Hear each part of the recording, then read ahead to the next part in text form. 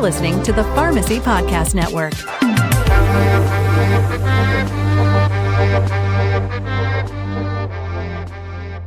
This is the Pain Pod. You want to see pain? Look at these.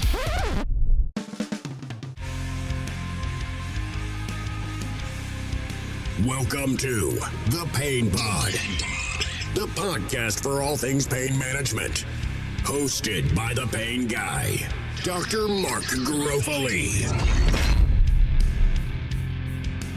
We'll be collaborating with numerous pain management experts, talking about substance usage disorders, the latest treatment modalities, and most important, focusing on the pain of our patients as leading providers of pain care. And now, here's our host, a man wanted in all 50 states, a suburban city-like mountain man. Without the beard. From the hills of West Virginia, and certified in weapons of mass destruction response. It's Dr. Mark Garofoli. All right, welcome back, folks, to the Pain Pod. Oh, our intros kind of get you going, right? Well, we have a special treat today. We're going to dive back into our, I guess I'll call it our mini-series, Thug Drugs. Yeah, those things that are outside of the healthcare supply chain, but sometimes, kind of make their way into it or come from it as well, too. I believe we call that diversion on one of those streets anyway. But here in our little mini-series of Thug Drugs here on the Pain Pod, today we're going to be going over Thug Drugs GABA. So GABA. What's it all about, right? Well, let me just start out with where can we find this infamous GABA, right? So it's certainly something that's within our nervous system overall, and also naturally occurring, out there in nature. It's found in different plants. It's actually, here comes a fun science fact, right? It's the most abundant amino acid in the apoplast. That's the plasma near the cell wall, rocking out our freshman year, right? Of tomatoes or tomatoes, however you go about it, right? So is this whole Thug Drugs episode on tomatoes today? Well, it's all about the dosage, baby, right? Not quite, but yes. Oh, we sound confused. Let's dive a little deeper into what's all about this GABA, right? So GABA. Where is that? Where is it exhibiting in its action there? Neurotransmitters are like the little post-it notes, the notes that elementary school students might pass to each other. I know. There's electronics these days, but turns out most schools don't allow them anyway. So you got to go old school with the post-it notes, and our bodies do that with neurotransmitters. So if you've got one kid in a class pass a note to another kid in a class, what we're talking about there is the synaptic cleft. When we're going into the nervous system, you've got the first neuron and you've got the second neuron. They communicate with neurotransmitters. There we're talking about, at least today, GABA, right? GABA. So there's certain, gabapentinoids. Say that one, even once, right? Particularly for our folks, our listeners outside of healthcare. Yeah, we like to complicate the words. I don't know if it's job security or if it's absolutely necessary, but well, here today, we're going to be saying gabapentinoids a lot, right? So that's GABA-related substances.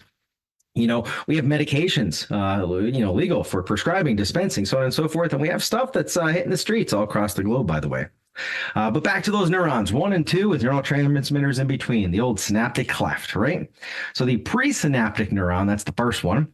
You've got some calcium channels there that certain gabapentinoids like gabapentin and pregabalin, utilized in, a lot of different medical conditions these days.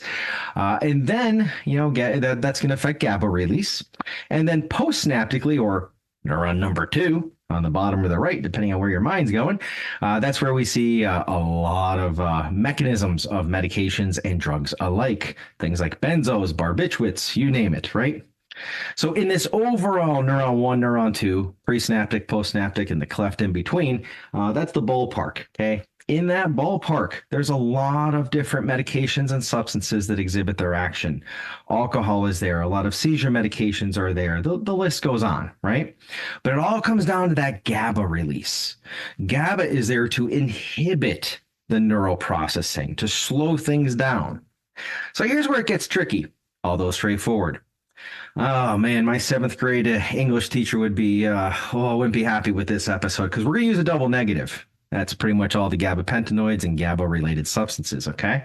Because GABA is an inhibitor. So if you inhibit an inhibitor, you get, more of the positive, right? But if you enhance an inhibitor, well, that's pretty straightforward. You get more inhibition, right? Have I lost you yet? Just think of those elementary school teachers that are worried about double negatives. And quite frankly, us in academia and universities across the globe too, right? So GABA is an inhibitor. We want to remember that, okay? That's the background. Let's actually jump into what the heck we're going to be talking about here today. So our GABA-related substances, we have things like methaqualone, phenibut, GHB, barbiturates, gabapentinoids, and benzodiazepines. Benzos rounding out the pack, right? So let's go to Quaaludes first with methaqualone. So that actually was a prescription name back in the day when it first came out. The Quaalude came from a quiet interlude. The QU and the lude. That's where we get Quaalude from, the name, right? Lots of other street slang of ludes, soaps, mandrakes, mandies. Think back to the mandrake root for that mandrakes thing. Covered that in the hallucinogen slug drug mini series here in the Pain Pod. Also lemons along the way as well too. So how about some history here? So it was first synthesized over in India as an anti-malarial medication, or aiming for that, back in 1951. About a decade later, it was patented here in the U.S. Didn't take too long, right?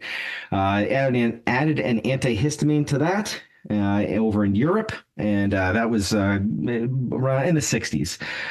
Then we got the name changed to Mequin in the 70s. 1973 specifically, it was designated by the DEA as a controlled substance class 2. 9 years later, in 82, it was withdrawn from our market, and in 1984, it was made a controlled substance class 1. So it's had a roller coaster ride, pretty much all downhill though, right? Where do we see this across the globe though? So South Africa. Okay, the products are typically made in India, and they're observed to be a common substance of abuse in South Africa, right? The country at the southernmost tip of Africa. All right, so how does it work? Well, Quaaludes, I'll go with that name. They increase GABA activity, so they're doing more GABA activity, so more inhibition of those neural processes, right? So there's, as far as abuse, there's a terming known as luting out when it's combined with alcohol. Also, if the tablets are crushed and smoked with cannabis or tobacco, your choice, in a broken off bottleneck, yeah, very specific, but this is what's out there, right? That's called white pipe. The things we come up with, right? Now, you may remember Quaaludes or methaqualone from relatively more recent when we had a celebrity that got into some legal scenarios with that. That was, of course, Bill Cosby. The updates to that case were that things didn't proceed as they're supposed to on the legal end. So it went down a different route there. But that's where we've probably most likely heard of Quaaludes recently. All right, let's jump to our next GABA-related substance here, phenibut. So it's available in various supplements. What is it? Well, it's a GABA structural analog. So it's kind of like GABA, right? You're going to get that inhibition within the nerves, the nervous system, right? Because it's a GABA B, specifically agonist, to get really specific there. But it can also be known as a nootropic. So that's said to be something that would be cognition enhancing along the way, right? So how about let's get some nerdy med chem going on here. So it's phenylaminobutyric acid. Yeah, like you wanted to hear that on a podcast, right? What matters with that phenyl group, the little ring, that phenyl group added on to what would be GABA, basically, that addition, that structural addition allows it to cross the old BBB, the blood-brain barrier. And that's obviously, of course, very important because you get more effect, more profound once you're within the CNS, within the brain specifically, of course. So phenibut, kind of, some origins here. What we're talking about in the big picture would be back in the USSR. Today, we'd say Russia, of course. But, across the globe, Australia and Hungary, they actually aim to control access of this, unlike most other places. But Russia, Ukraine, Latvia, they actually utilize this substance as a prescription medication. It's utilized for anxiety and sleep overall, tablets and solution available. So, it's something to be aware of because, well, first off, folks travel. Okay. I recently talked to some international travelers and they were blown away of how, the things they have to keep in mind when traveling country or continent to continent, when going through things like TSA or, whatever service there is across the globe. So big picture things. All right, let's jump to our next heavy hitter here today, GHB. A lot of folks are aware of this, of course. Slang terms like date rape drug, it's of course just one of them, but one that gets the title. Liquid E, Liquid X, lollipops, you name it.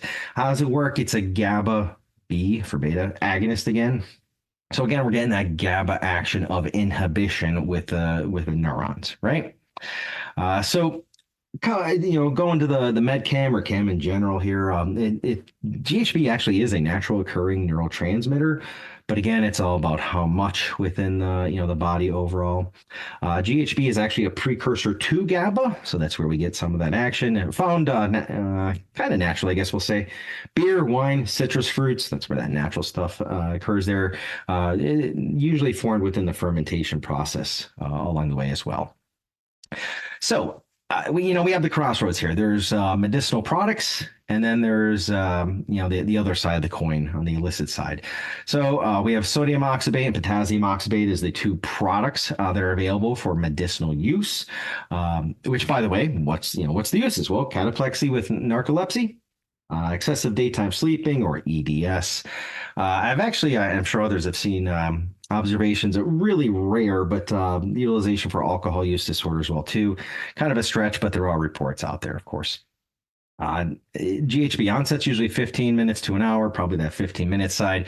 Duration up to 6 hours, maybe a little less, but within the realm there as well too. So interestingly, urine drug monitoring can only detect it within hours of ingestion. So if it's been like a day later, then we're kind of up a creek there, not the urine side of it all too. So all right, so GHB, where's it been? Where's it going? Got to go back pretty far. It was 1874 when the first articles were published when it came to GHB overall.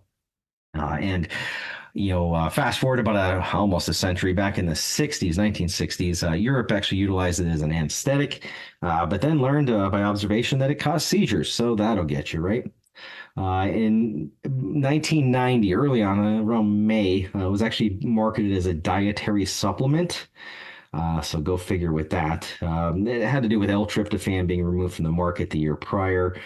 So there's a lot going on there. But anyways, the about 6 months later, that was kind of switched where the FDA was warning that GHB sale was illegal. That being said, continuing on in the 1990s, GHB sales continued. It actually became a club drug and, of course, the date rape drug, one of, but typically the title one. In 2000, it became a controlled substance class 1. However, sodium oxybate is a controlled substance class 3 with controlled substance class 1 trafficking penalties. We navigate in the whole realm of drug drugs. We navigate the classification of controlled substances all the time. This is actually an interesting one too, right? So there's actually I guess on the brighter side, a newer synthetic drug. It's named SCH-50911 that actually quickly reverses GHB overdose. And it was found to do so in mice anyway. That being said, it's going to be pretty tricky to have, more studies because of the whole CS1 classification, aka illegal, right?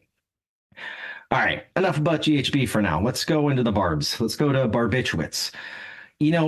For us healthcare professionals listening in and chatting here, we get lost in the shuffle sometimes of, which barbiturates are actually available, what controlled substance class are they, and then you might as well add in, hey, what are they called in the streets too? So I'm going to run through maybe a half dozen or so here, but amylbarbital is a C2, but if it's in a combination of suppository, it's a C3.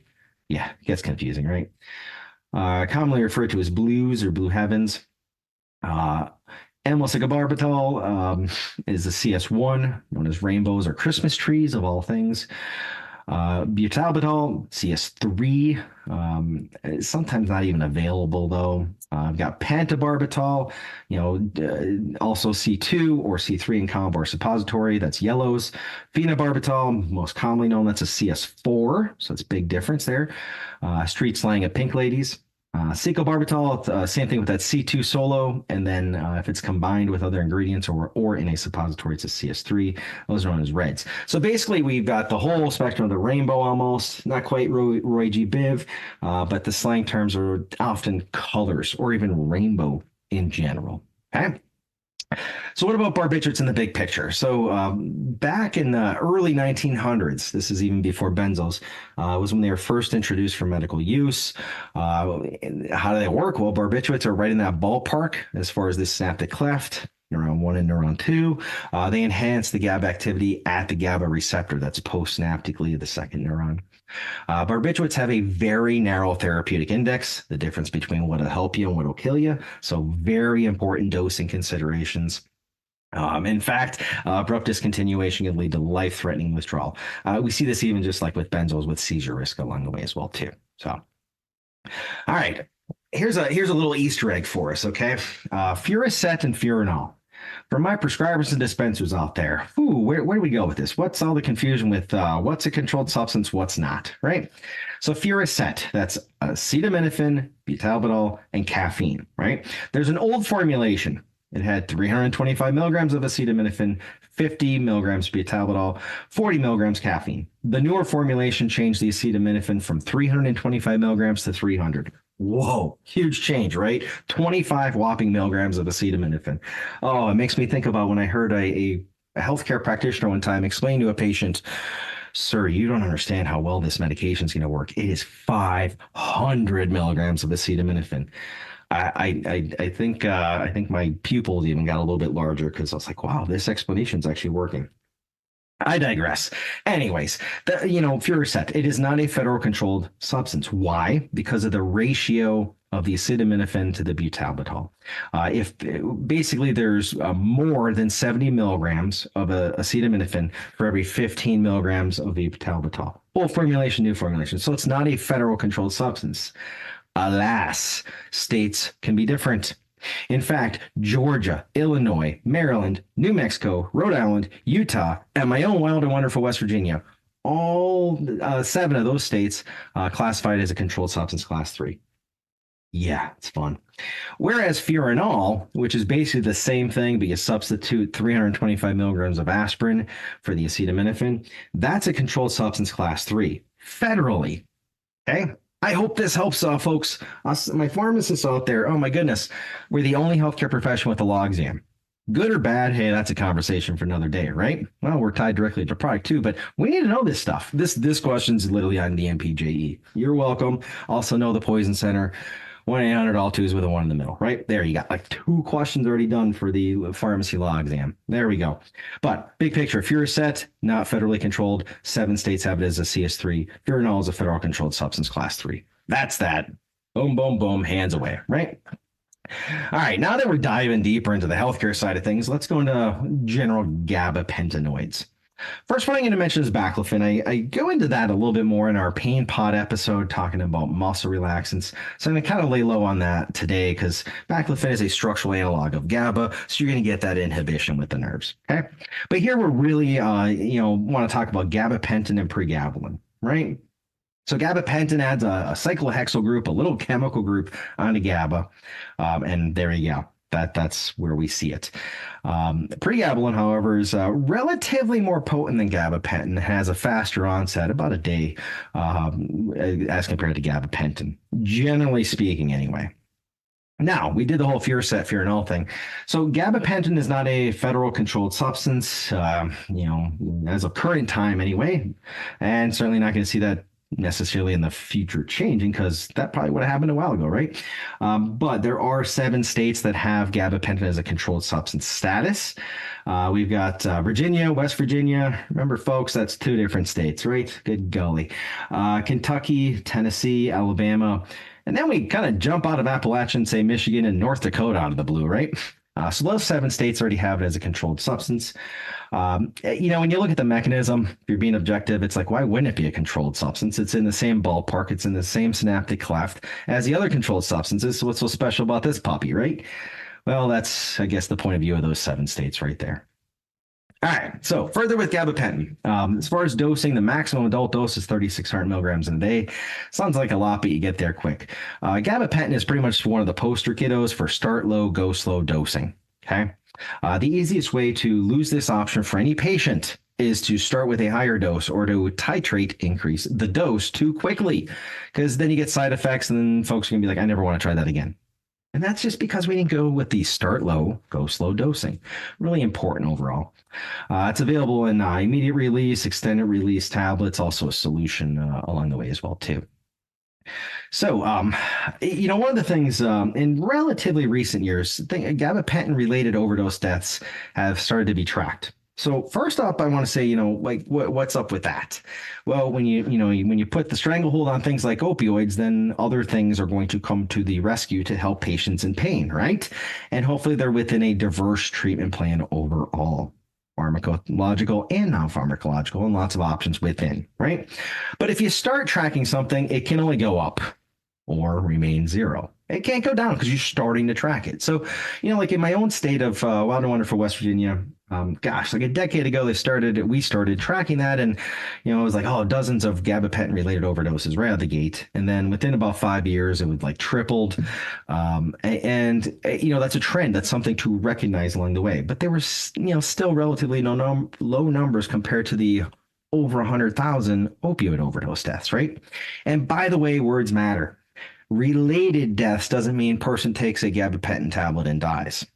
It's related because it was within the system with other sedatives as well. So we got to keep that in mind, or at least potentially like that, right? On the other side of the coin, gabapentin does have, of course, the withdrawal syndrome because it works within that ballpark with, the presynaptic, postsynaptic neurons 1 and 2, and the cleft in between. So we got to really, watch that, just like with benzos along the way as well, too. Alluding to our next category, right? All right, right before we go to that, though, let's talk about pregabalin really quick. So pregabalin, or Lyrica as most folks would know it, had some action across the pond over there in Britain, right? Once the Tea Party was over, a couple hundred years went by, and all of a sudden, recent years, there was noticed some action, some availability happening with prega, or the street slang for pregabalin. Right. Actually, border officers, they got alerted basically that they once found a ton of lime and mango chutney that was imported from India. Some flags went off, and when testing things and figuring out, well, it turns out it was actually pregabalin in there, not chutney, right? Fancy jam, I guess, right? Oh, that's not our jam. That's over in Britain, though, right? All right, let's jump back in. I was already alluding to benzos, so let's jump into benzodiazepines, right? So long history, less than 100 years, but long history. The first benzo was chlordiazepoxide, or Librium, back in 1955. 5 years later, after it was identified, it was FDA approved in 1960. And then 3 years later, diazepam was FDA approved. Same company, by the way, it was Hoffman LaRoche. And diazepam actually became the first blockbuster medication, aka best-selling. The financial dollars are different today to be a blockbuster medicine, but back in the day, inflation adjusted, of course. Since then we've had, quite frankly, a plethora of different benzodiazepines available along the way.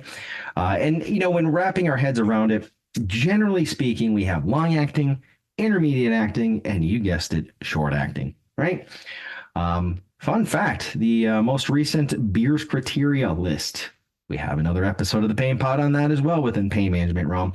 It used to be, avoid all the benzos except for the short acting. Now it's all of them, okay? All of them are recommended to be avoided for those 65 and older. What else do you do?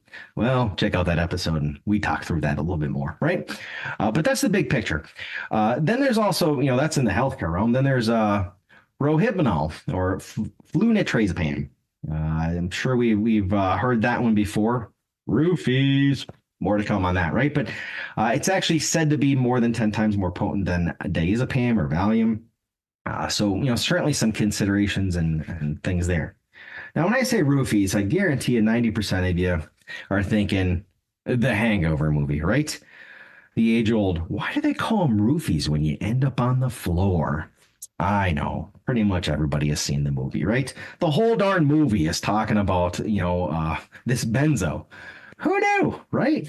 Well, we all knew it towards the end, but they would just say roofies. They wouldn't say, the actual benzo name.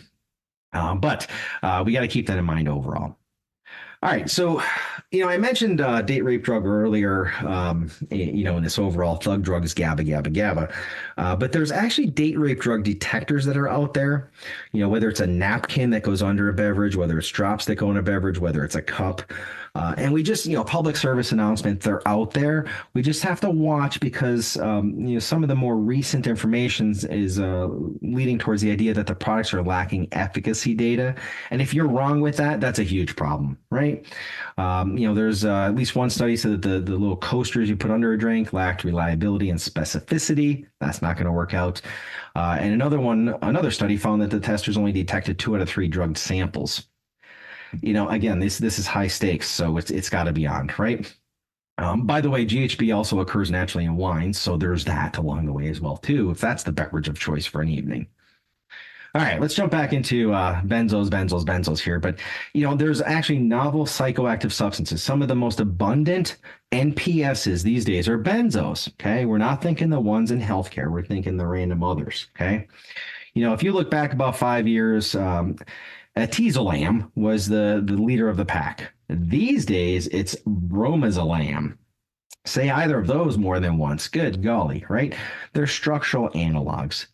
For instance, Bromozolam, which is the current leader, the most observed NPS or benzo out there, structurally related to alprazolam or Xanax. Whereas, others are just along those same lines of structural analogs along the way as well, too. So, big picture when we're thinking benzos, it's a two-way street. It's a teeter-totter that's very tricky. You want to avoid rapid tapers because that could lead to seizures, which could be deadly. And you want to avoid overuse because that could lead to respiratory depression, which could lead to death as well. Too much or too little very quickly can lead to life-threatening concerns.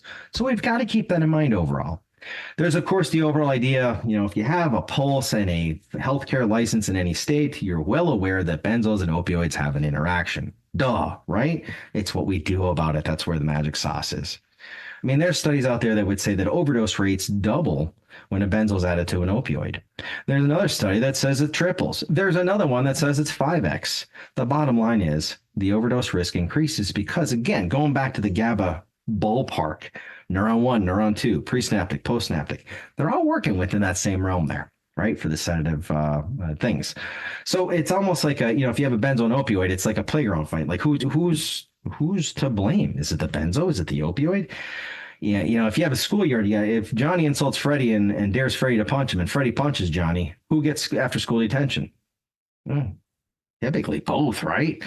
But not always. In healthcare, it's a patient utilizes an opioid and a benzo, and then there's an overdose with respiratory depression, which medication's at fault. That's where we get those related deaths, where the opioid and the benzo would both be related in there as well, too. All right, so, this overdose talk. What about benzo overdose? What do we do? Who are we going to call? We're going to call flumazenil. It's actually a GABA antagonist. Of course, IV or even intranasal these days. That's there, to come to the rescue. It's an antagonist. It blocks the GABA receptors. So luckily, if there's too much benzo, we have that around. It's actually been around for decades now. Back in the 80s, I think it was FDA approved back in the 90s, 1991. Available generic now, of course, too. That being said, kind of other side of the coin, and kind of wrapping up here as far as benzos within thug drugs, GABA, GABA, GABA. Benzos, we just talked about all the negative sides. Well, benzos are commonly utilized in drug overdose treatment overall. We have things like propofol, midazolam, and lorazepam that are often used, to help in the scenario of folks overdosing on other substances, right? Calming things down overall. So, it's gosh, I usually say this for methadone, but Charles Dickens, the best of times, the worst of times. But in the end, we're talking about all the maters, the tomatoes, right? So hopefully, Hey, this is a podcast, folks, not a class. This relatively rapid rundown of GABA, the Thug Drugs miniseries here on the Pain Pod, as we covered Quaaludes, methaqualone, Phenibut, GHB, barbiturates, gabapentinoids, benzos. It's all about the tomatoes. Hey, they all, because GABA's in there too. But folks, as always, it's all about the dosage. Paracelsus, paraphrase from his Latin of sola dosis facit venenum. We're not going to worry about the tomatoes, but we're going to worry about the substances we talked about today. Their GABA effects within that ballpark of neuron 1 and neuron 2, presynaptic, postsynaptic, and a cleft in between. So I hope this was a beneficial rundown of all things GABA here. Certainly hope you enjoyed this episode of the Pain Pod with our mini-series of Thug Drugs. GABA. Till the next time, folks, I wish you a great day. Every day. If you'd like to join Mark on the Pain Pod, send us an email to publisher at pharmacypodcast.com. And make sure to share the show and subscribe on your favorite podcast directory. Thanks for listening.